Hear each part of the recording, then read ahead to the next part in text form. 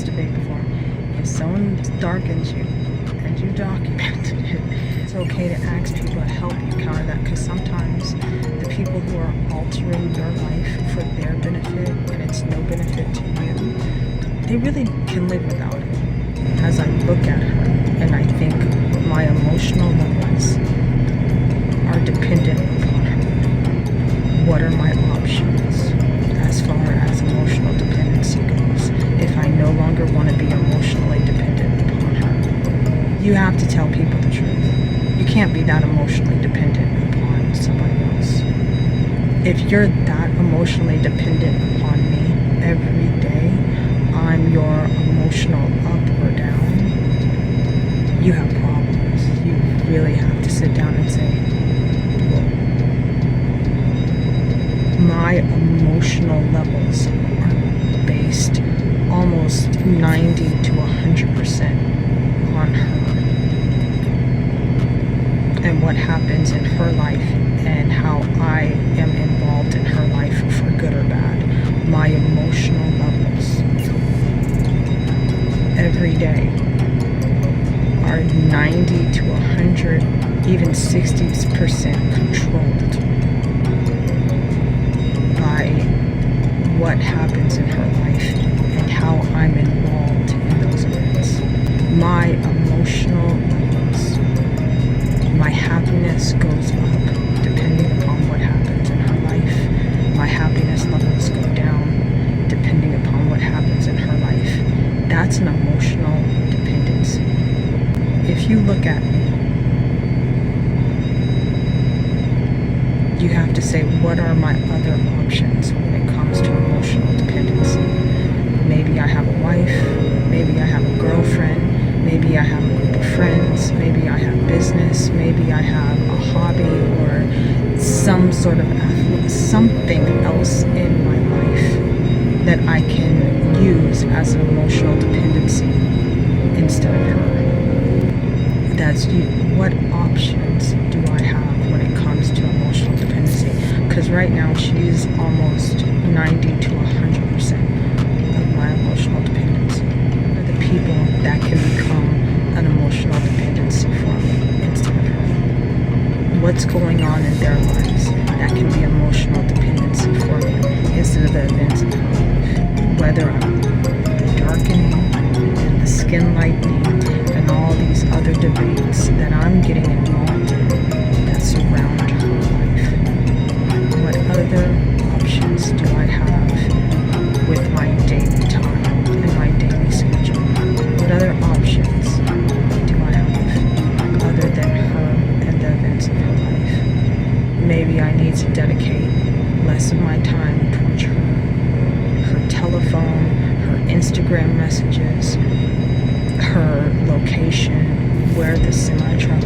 Maybe I need to have less of my time given to that and more of my time given to something else, to the point where I have zero dependency on her and her life. And I have zero attachment to her and her life. It's 2025. 2026 will be here. Where do you want to be emotionally? Who do you want to be your source of emotional dependency? What activities do you want to be the source of your emotional dependency? And how much of her do you want involved in your emotional levels and your source of emotional dependency? It's 2025, working on up to 2026. Where do you want to be at? And why do you want to be there? And what do you really have to, do you want to be there because you're angry? What is your motivation? You really have to figure that out. Do you really understand yourself before you start chasing down someone else? Your anger and frustration at that person really may have something to do with the questions that you have about yourself. And instead of asking questions about her, you need to ask questions about you. And just realize that sometimes another person's life isn't your solution. Sometimes your solution is you. And you'll get people to help you along the way, but sometimes we look at other people's lives and we're like, if I follow their life, that'll be the solution. That'll be all of the answers I need. Sometimes when you sit down and you look at your life and you start following the things in your life, that's when you get the answers. It's like I said, it's 2025, 2026, 27, and 28. Yes, do you really want to be overly concerned with skin color? Do you really want to be overly concerned about other people's skin color to the point that every day that's what you focus on? Or is there something else that you can put your emotional dependency in? Because right now your emotional dependency is founded in skin color.